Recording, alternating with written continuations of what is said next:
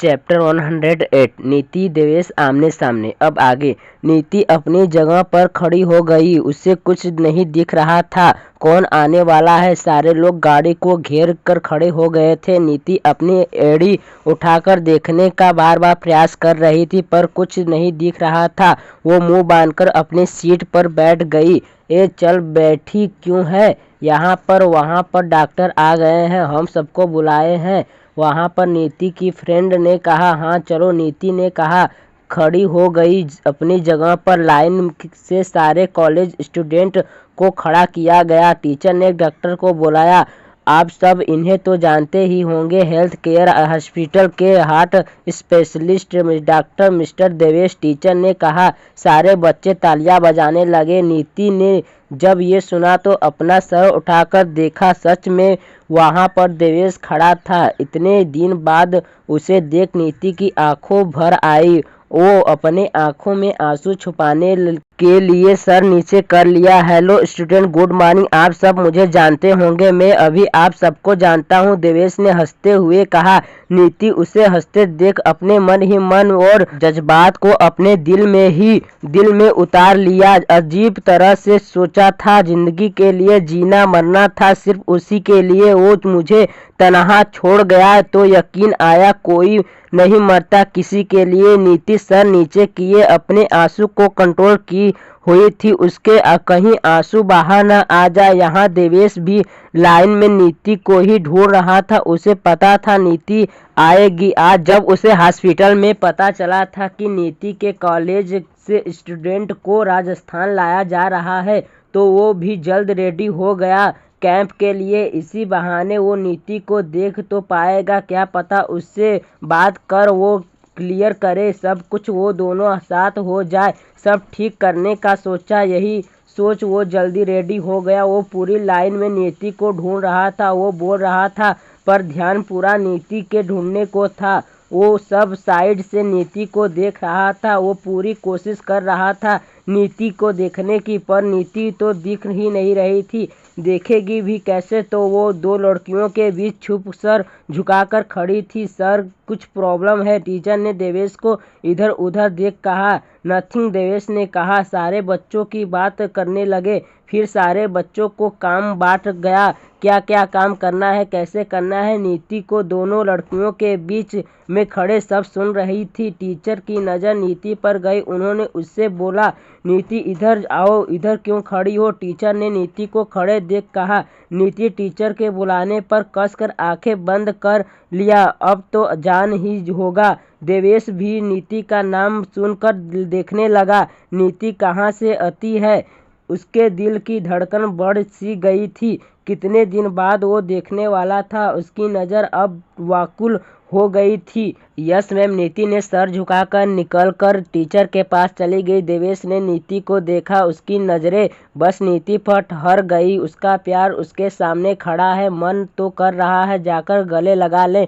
वो बाद एक टक नीति को देखने लगा। सर आप इसे तो अच्छे से जानते होंगे, पिछली बार ये आपके बेंच पर थी। टीचर ने नीति को देवेश से मिलवाते हुए कहा। टीचर ने बोलाने पर होश में आया। उसने हाँ में सर हिला दिया।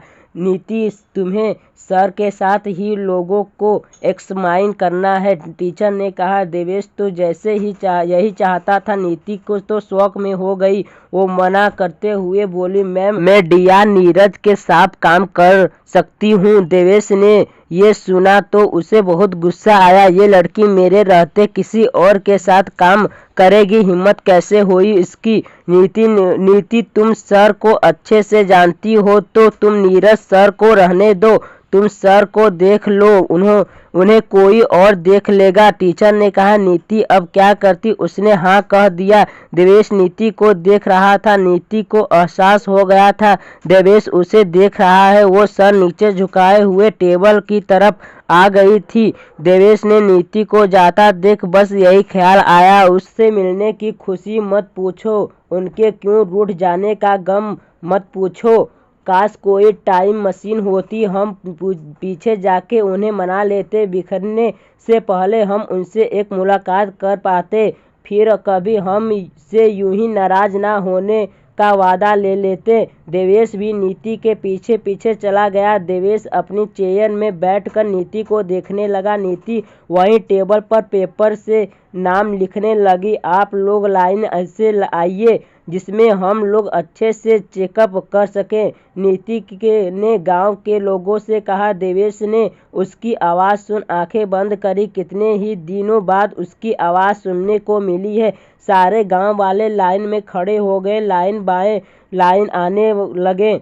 सब वास्ते हो गए। देवेश के बीच बीच में नीति को देख लेता, पर नीति ने एक बार भी सर उठाकर उसे नहीं देखा। जो काम होता सर बोलकर वो बिना देखे बोल देती है। देवेश ने कई कोशिश कर ली थी नीति का ध्यान अपने साइड करने को, पर नीति है कि देख ही नहीं रही थी। लंच टाइम हो गया था। नीति लंच कर रही थी।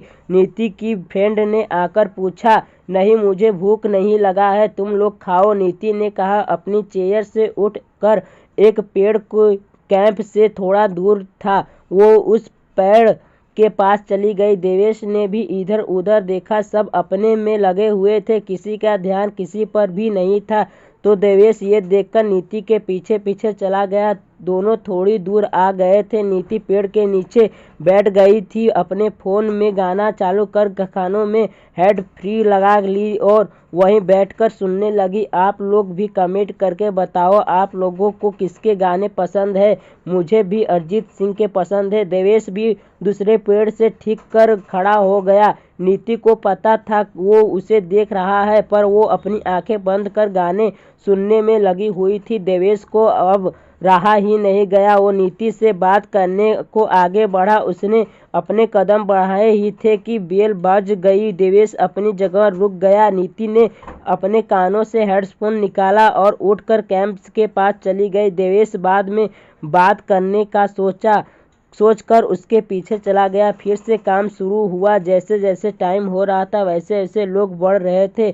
किसी को टाइम ही नहीं मिल रहा था। यहाँ दूसरी तरफ एक महल नुमा पैलेस पर जिसमें इतनी सिक्योरिटी थी, कोई भी देख बस यही कहे ये यहाँ क्या कोई बड़ा खतरा है, क्या हो रहा है, इतनी सिक्योरिटी है। इसलिए सिक्योरिटी तो हीरे में भी नहीं होते हैं, पर यह देखने और बोलने वाला कोई और नहीं था। एक साइड जंगल और दूसरे साइड समुद्र था, जिसके आसपास न तो कोई इंसान का घर दिख रहा था, बस था वो तो पैलेस ही था और उसमें सिक्योरिटी थी। बड़ी बड़ी गाड़ियां खड़ी हुई थी। अंदर भी जाने के लिए टाइट सिक्योरिटी थी। सब लोगों को चेक किया जा रहा था। एक दिन के बाद एक आईडी कार्ड से लेकर बैग तक इस पैलेस के अंदर कम से कम एक गांव बस जाए। अंदर बहुत बड़ा हॉल था जिसमें बहुत सी चेयर और सोफे लगे हुए थे। वहां पर उस हॉल में छोटा सा स्टेज बना हुआ था जिसमें किंग की चेयर रखी हुई थी। वो चेयर आज बहुत खूबसूरत लग रही थी।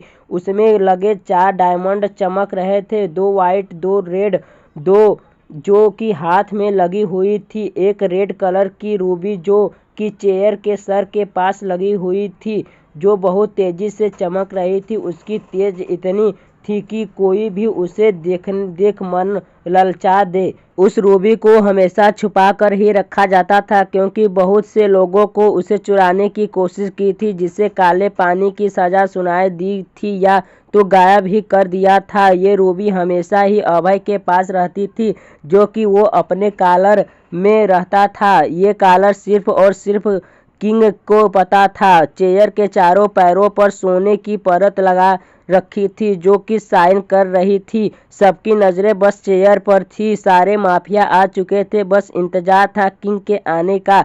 सब ही बेसब्री से इंतजार कर रहे थे। सीढ़ियों से नीचे उतरते हुए अभय नीचे आया। वो आज पूरा किंग लग रहा था अपनी किंगडम का, जो कि उसकी थी। उसने ब्लैक लॉन्ग सूट पहना था, एक ब्लैक कलर की गले से सुपरमैन को तरह पहना हुआ था। उसे क्या बोलते हैं मुझे नहीं पता, कमेंट करके बताइएगा मुझे। सर पर किंग का ताज पहना हुआ था, जिसमें छोटे छोटे डायमंड लगे हुए थे। ब्लू रूबी लगी थी।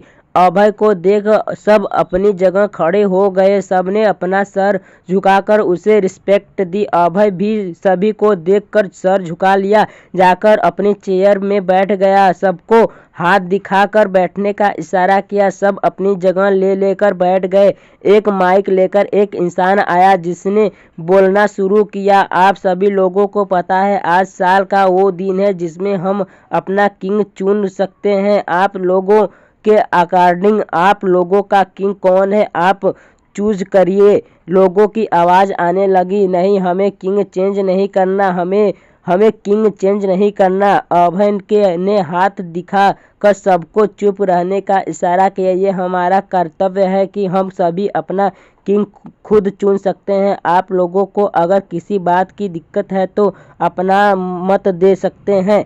अभय ने अपनी भारी आवाज़ में कहा, नहीं किंग, हमें आपसे या आपके किसी भी काम से कोई परेशानी नहीं है, आप ही हमारे किंग हैं। एक इंसान ने कहा, वो भी एक माफिया था। यस, हमारे किंग आप हैं। एक फर्जेनी ने कहा, वो मलेशिया का माफिया था। सबने हाँ में सर हिला दिया। सब बातचीत के बाद फैसला हुआ कि माफिया किंग को न चेंज किया जाए। अभय तो शांति से बैठा था। राका और ऋत्विक जो सब देख रहे थे, उन दोनों ने एक दूसरे को देखा। अब समझ आया ये इंसान इतना शांत क्यों बैठा है।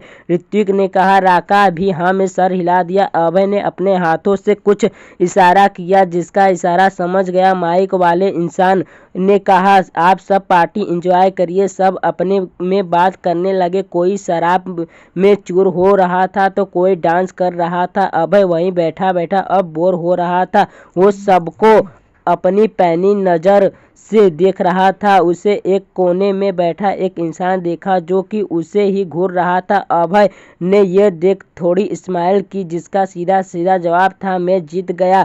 अभय वहां से उठकर सीढ़ियां चढ़ने लगा। अचानक ही उसका दिल धक धक करने लगा। वो अपनी जगह रुक गया, पीछे पलट कर देखने लगा।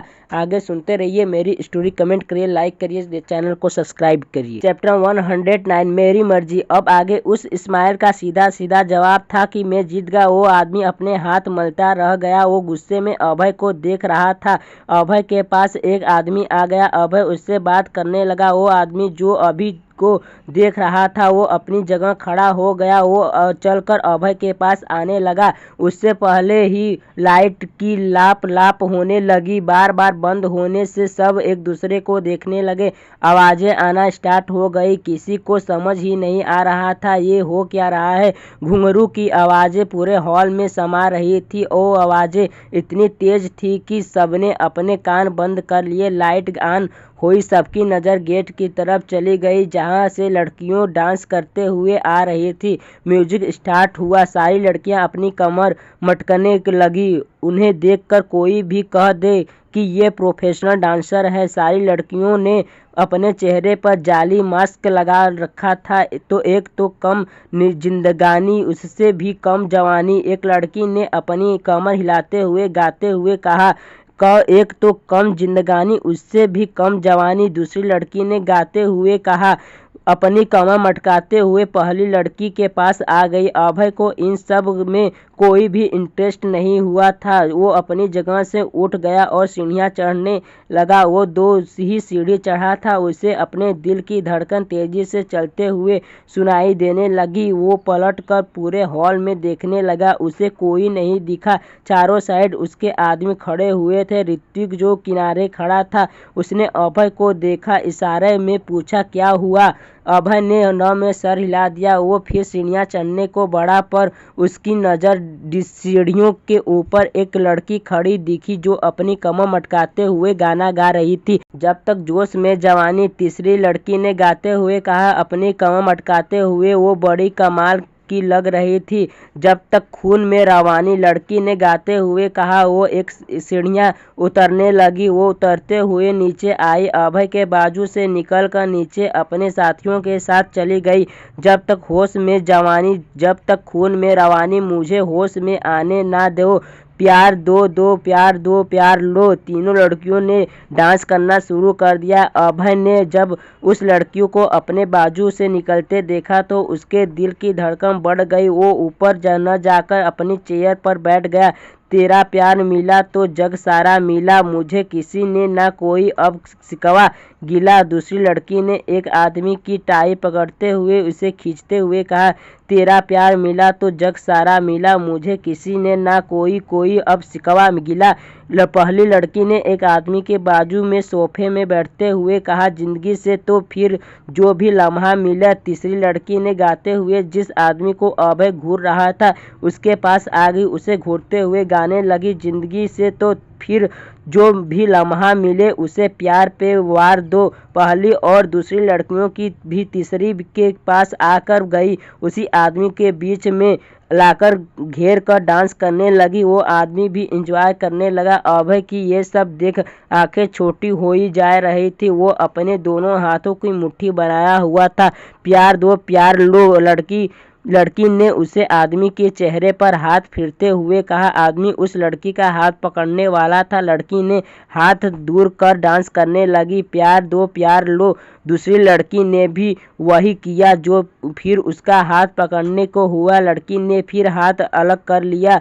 ओ प्यार दो प्यार लो। तीसरी लड़की ने गाते हुए वो कहा। वो आदमी भी पीठ पर हाथ फेरने लगी। कुछ ना मेरा सब यार, तेरा यार जहर सही पर मेरा यार।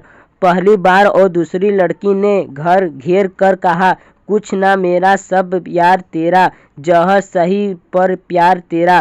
तीसरी लड़की ने अभय के साइड थोड़ी नजर देख कहा और अपनी कमर पर हाथ रख डांस करने लगा। सारी लड़कियों उसी आदमी को घेर कर डांस करने लगी। वो आदमी बाहर निकलना चाहता था पर निकल ही नहीं पा रहा था।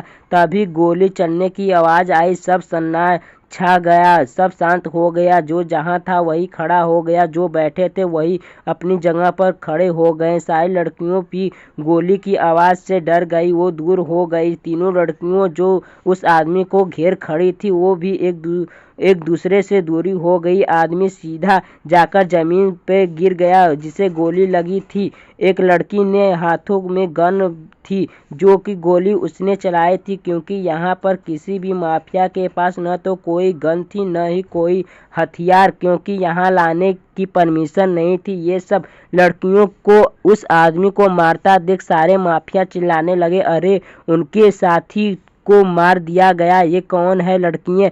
ये लड़की ने अपनी लाल आंखों से सबको देखा। उस लड़की के ऐसा देखने से सब शांत हो गए। गेट से पुलिस ऑफिसर, आर्मी मैन अंदर आए। उन्होंने अभय को देखकर सर झुकाया और तीनों लड़कियों को देख सैल्यूट मारा। लड़कियों ने हाँ में सर हिला दिया। पहली लड़की ने अपने हाथों से इशारा किया आदमी को उठने का। आदमी जो नीचे तड़प रहा था वो चारों साइड देखने लगा। उसके दिल के बिल्कुल किनारे पर गोली लगी हुई थी, खून भी आ रहा था। तेरा आखिर वक्त शुरू हो गया, पहचान मैं कौन हूँ। तीसरी लड़की उस आदमी के पास नीचे बैठ गई, अपना मास्क उतार दिया। उसे देख आदमी शौक में हो गया। उसके मुंह से बस इतना निकला, उस लड़की की शक्ल सिर्फ उस आदमी को दिखी और किसी को भी नहीं, क्योंकि वो पुलिस और आर्मी मैन खड़े थे आसपास।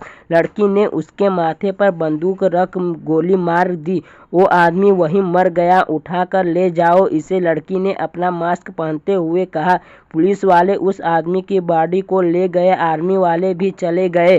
तीनों लड़कियों भी जाने लगी। वो तीनों गेट तक पहुंची थी कि गेट लग गया। यहाँ जो आता है अपनी मर्जी से पर जाता है मेरी मर्जी से, एक बहुत ही रोबेदार आवाज़ गूंज रही थी। ये आवाज़ अभय की थी जो कि अपनी चेयर से उठ चुका था। दो लड़कियां तो पलट कर अभय को देखने लगी पर तीसरी वैसे ही खड़ी थी। अभय ने अपने हाथ दिखाकर इशारा किया। सब हॉल में से बाहर निकल गए। अब हॉल में बस अभय के आदमी और कार्तिक ऋतिक अभय ही थे। अभय चलता हुआ उन दोनों लोगों के पास आया, उन लोगों के पास आकर खड़ा हो गया। अभय ने अपना हाथ तीसरी लड़की को पकड़ने को बढ़ाया। पहली लड़की सामने आ गई। हमें जाने दो, लड़की ने कहा। अभय ने उस लड़की को गुस्से में देख कहा, मुझे रोकने की भूल मत करो। अभय ने गार्ड को इशारा किया, जिसे समझकर उसने लड़की को अपनी तरफ खींच लिया। लड़की गार्ड से छूटने की कोशिश कर रहे थे। दूसरी लड़की कुछ बोलने को हुई, अभय ने उसे अपनी आंख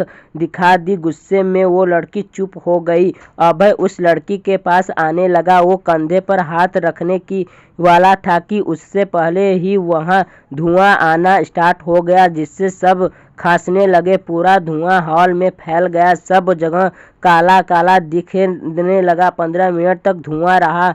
गार्ड ने जल्दी से गेट खोल दिए। पूरा धुआं बाहर आने लगा। थोड़ी देर में धुआं शांत हुआ। सबने इधर उधर देखा, तीनों लड़कियां गायब हो गए थे। ये देख अभय के गुस्से में अपने सर को पकड़कर चिल्ला दिया, आ। फिर वो मुझसे दूर हो गई। अभय ने अपने सर को पकड़े पकड़े कहा, क्या हुआ? ये लड़कियां कहाँ हैं? ढूंढो उन्हें, कार्तिक ने आकर पूछा। मुझे वो चाहिए, वो मेरे आंखों के सामने से कैसे जा सकती हैं? अभय ने चिल्लाते हुए कहा। कौन? ऋत्विक ने पूछा।